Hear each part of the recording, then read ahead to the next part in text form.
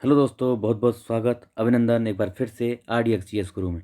दोस्तों, हम पहली बार शुरू करने जा रहे हैं क्या हिंदी मीडियम में स्टूडेंट्स एटलस पढ़ाएंगे हम, है ना। ये नई सीरीज शुरू करने जा रहे हैं सभी प्रतियोगी परीक्षाओं के लिए, बहुत ज़्यादा उपयोगी। भूगोल पढ़ना है तो एटलस अगर आप जानते हैं तो पूरा भूगोल आपकी मुट्ठी में होता है एटलस समझते ही, ठीक है। और किसके द्वारा एटलस, सबसे बड़ी चीज़ तो ये है, देखिए ये महोदय खान सर, एटलस के स्पेशलिस्ट खान सर का एटलस हम पढ़ेंगे। खान सर द्वारा पढ़ाया गया Atlas, Atlas by Khan sir, है ना। मानचित्र विशेषज्ञ हैं खान सर, ठीक है। आप लोग इसको शेयर कर दीजिए, लोगों को बता दीजिए। और आप अपने अगर पहली बार देख रहे हैं तो चैनल को सब्सक्राइब कर लीजिए और इसको लाइक वाइक बना दीजिए, ठीक है। लाइक करते रहिए। चलिए थोड़ा सा शुरू करते हैं, उसके बाद आप बताना, इसमें कमेंट करना कैसा लगा आपको। अगर आप कंटिन्यू चाहते हैं तो इसको शेयर करते रहिए और लोगों को बताना, है ना। और कमेंट करके बताना कैसा लगा, ठीक है। शुरू करते हैं। सबसे पहले पढ़ेंगे चंद्रमा। जो जो इन्होंने पढ़ाया है उसमें देखो, बहुत सी चीज़ें ऐसी होती हैं जो हमारे एग्जाम के लिए रिलेटेड नहीं होती हैं, तो उसको कुछ चीज़ों को मैं स्किप करते हुए आपको जल्दी जल्दी इसको ख़त्म कराऊंगा और बढ़िया सटीक तरीके से ख़त्म कराऊंगा, ठीक है। चंद्रमा, ये चंद्रमा के बारे में पढ़ेंगे। पृथ्वी का एकमात्र उपग्रह, है ना, क्या प्राकृतिक उपग्रह है। समानता में देखें तो इसकी जो भीतरी परत है ना, पृथ्वी की भीतरी परत, उसी की तरह यह बना हुआ है।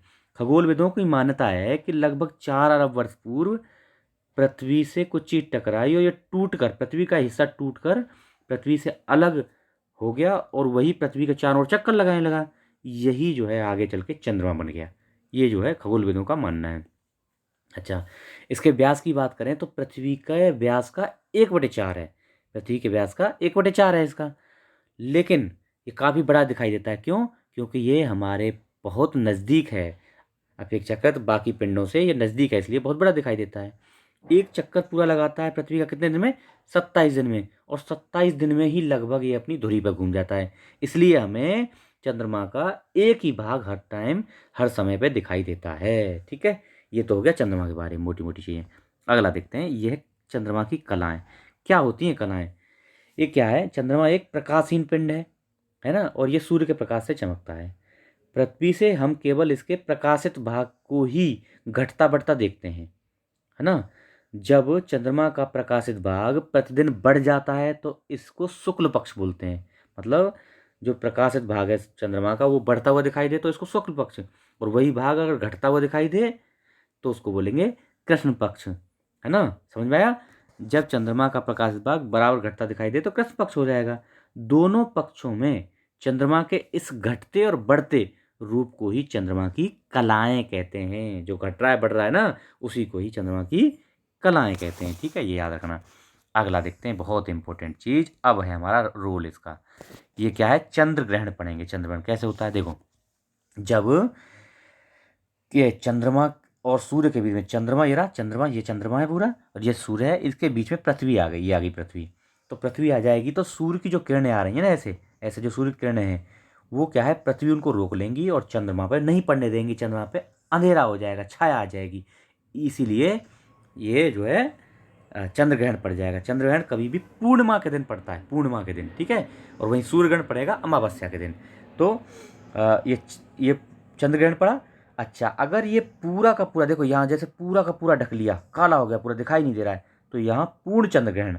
और यहाँ आंशिक या थोड़ा थोड़ा ढका, देखो थोड़ा उजाला आ रहा है, थोड़ा अंधेरा है, इधर साइड में, ये साइड में और ये साइड में, तो इसको बोलेंगे आंशिक चंद्र ग्रहण, ठीक है। ये हमारा ज़्यादा सोचने समझने की जरूरत नहीं है, बस इतना इतना समझते रहना है, ठीक है। मोटी मोटी चीज़ें यही एग्जाम में आती हैं। अगला लगते हैं सूर्य ग्रहण। सूर्य ग्रहण क्या है? अब देखो थोड़ा सा कैसे होता है सूर्य ग्रहण। जब पृथ्वी और सूर्य के बीच में, ये पृथ्वी हमारी और ये सूर्य, इसके बीच में चंद्रमा आ जाए। अरे ये कैसे हो जाएगा फिर? बोल रहे हैं हम सूर्य ग्रहण, आ रहा है बीच में चंद्रमा, कैसे हो रहा है? देखो, तो क्या है, हम लोग यहाँ बैठे हैं ना भाई, यहाँ पृथ्वी पे, तो हम जब सूर्य को देखेंगे तो उसके बीच में अगर चंद्रमा आ जा रहा है और हमको दिखाई नहीं दे रहा है तो हमको ऐसे लगेगा चंद्र सूरज जो है ढक गया। लेकिन वो होता उल्टा है इसका, क्योंकि सूरज की किरणें जो हैं चंद्रमा पे पड़ती हैं और चंद्रमा की छाया से पृथ्वी का ये भाग जो है, दिखा दो एक बार, खत्म कर देता हूँ उसको। चंद्वी चंद्रमा चंद्रमा की छाया से ये भाग का अंधेरा हो जाता है और सूर्य दिखाई नहीं देता है, तो इसलिए हमको सूर्य ग्रहण लगता है। अब वही कहानी है, अगर चंद्रमा ऐसा कवर करता है पृथ्वी को कि पूरा का पूरा सूर्य दिखाई देना बंद हो जाए, तो पूर्ण सूर्य ग्रहण। और कम कवर करता है, इतना कवर करता है कि थोड़ा बहुत सूर्य दिखाई दे रहा है, तो उसको बोलेंगे आंशिक सूर्य ग्रहण। कब पड़ता है? अमावस्या के दिन पड़ता है। ठीक है। अच्छा, अगला देखो, ये मैंने बहुत कुछ लिखा हुआ है इसमें, मैंने बस ये पढ़ा है आपको मेन। अब देखते हैं हमारी पृथ्वी के बारे में पढ़ते हैं। सूर्य से औसत दूरी कितनी है? 15 करोड़ किलोमीटर। भूमध्य रेखीय व्यास कितना है? इंपॉर्टेंट है, क्वेश्चन आया हुआ है ये। 12,756 किलोमीटर, याद रखना इसको, 12,756 किलोमीटर। घनत्व कितना है? 5.52 ग्राम प्रति सेंटीमीटर क्यूब स्क्वायर। क्यूब मतलब 1 सेंटीमीटर क्यूब में 5.52 ग्राम इतना मटेरियल आ जाएगा, ये है इसका मतलब। और घूर्णन काल, घूर्णन काल कितना होता है? मतलब अपने अक्ष पर कितने दिन में घूम जाती है? 24 घंटे में, यानी 23.9 घंटे में। और परिक्रमण समय, परिक्रमण काल कितना होता है? 365 दिन 5 घंटे 48 मिनट। अच्छा, प्राकृतिक उपग्रह मैं बता दिया, एक है चंद्रमा ओनली। सूर्य से दूरी के हिसाब से पृथ्वी तीसरा ग्रह है। अगर दूरी की, सूर्य से दूरी की बात करें तो पृथ्वी तीसरा, और आकार की बात करें तो पांचवा, आकार में पांचवा छोटा ग्रह है। ठीक है, ये हो गया हमारा मोटी मोटी बातें। अच्छा, इस पर क्या है? 2/3 भाग पर जल है, इसलिए इसको नीला ग्रह या नीला दिखाई देता है। आकाश से देखने पर नीला दिखाई देगा, देखो जैसे ये दिख रहा है, इसलिए इसको नीला ग्रह भी बोलते हैं। पृथ्वी की गतियाँ, 2 टाइप की गति करती है पृथ्वी। कौन कौन सी? एक तो घूर्णन और एक परिक्रमण। घूर्णन मतलब ये अक्ष है और अक्ष के चारों ओर, अक्ष के चारों ओर ऐसे घूमे, क्या हो गया? घूर्णन गति। और एक जो ये कोई पिंड है, इसके ये कोई पिंड है, इसके चारों ओर ऐसे करके घूम रहा है, तो उसको बोलेंगे परिक्रमण। परिक्रमा नहीं करते हैं मंदिर वगैरह की, तो उसको बोलेंगे परिक्रमण गति। ठीक है।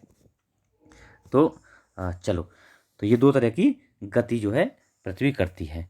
सूर्य से दूरी के हिसाब से पृथ्वी तीसरा ग्रह बता दिया मैंने आपको। अच्छा, अब देखते हैं कुछ अलग चीज़ें, अलग फैक्ट। ये देखो, ये देखो, पृथ्वी से कक्षीय समतल पर लंबवत दूरी, देखो ये हो गया ध्रुव हमारा, ये हो गया ध्रुव, है ना, ये ध्रुव हो गया, उत्तरी ध्रुव ऊपर और दक्षिणी ध्रुव ये होगा नीचे। और ये अपने अक्ष पे इस तरह से ध्रुव ये है, और ये इसका जो समतल जो है ना, सेंटर ये है, और इन दोनों के बीच में जो जो कोण बन रहा है इसको बोलते हैं 23.5 डिग्री। ये 23.5 डिग्री कोण है इन दोनों के बीच में। जो इसका सीधा ध्रुव, सीधा वो लंबवत पोल है, लंबवत जो सेंटर है उसका, और जो ध्रुव है उसके, उनके बीच में 23.5 डिग्री का कोण बनता है। इसीलिए इसको बोलते हैं कि पृथ्वी अपने अक्ष पर 23.5 डिग्री झुकी हुई है। ये सीधा सा मतलब है इसका। अब देखते हैं दूसरी चीज़ कि देखो, सूर्य ये रहा हमारा, ये है हमारा सूर्य। अब यहाँ से ये विषुवत रेखा, यहाँ विषुवत रेखा हो जाएगी, विषुवत रेखा पर सीधी लाइन पड़ रही है, तो यहाँ पे बड़ा दिन होगा। धूप धूप सीधी आ रही है ना, दोनों दोनों साइड में दिखाया है।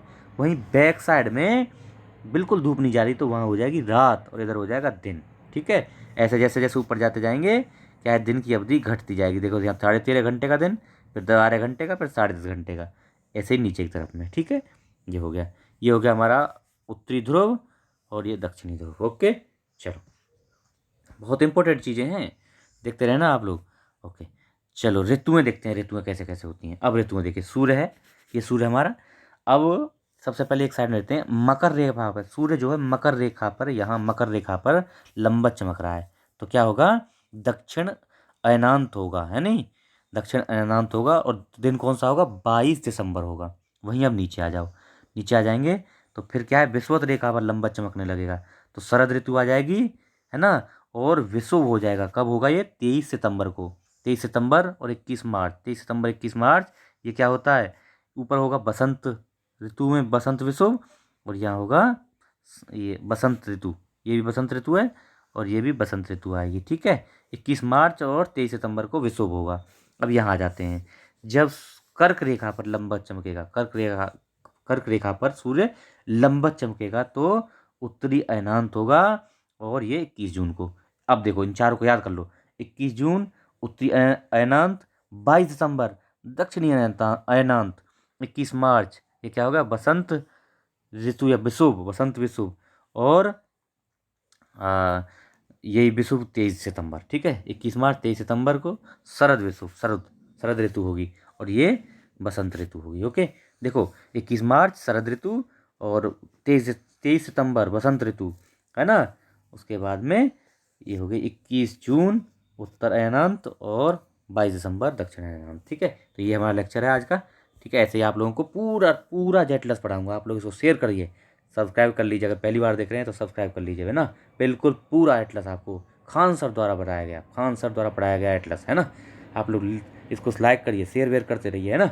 नए हैं तो चैनल को सब्सक्राइब कर लीजिए और तैयार हो जाइए अगले लेक्चर के लिए। Okay, thank you so much.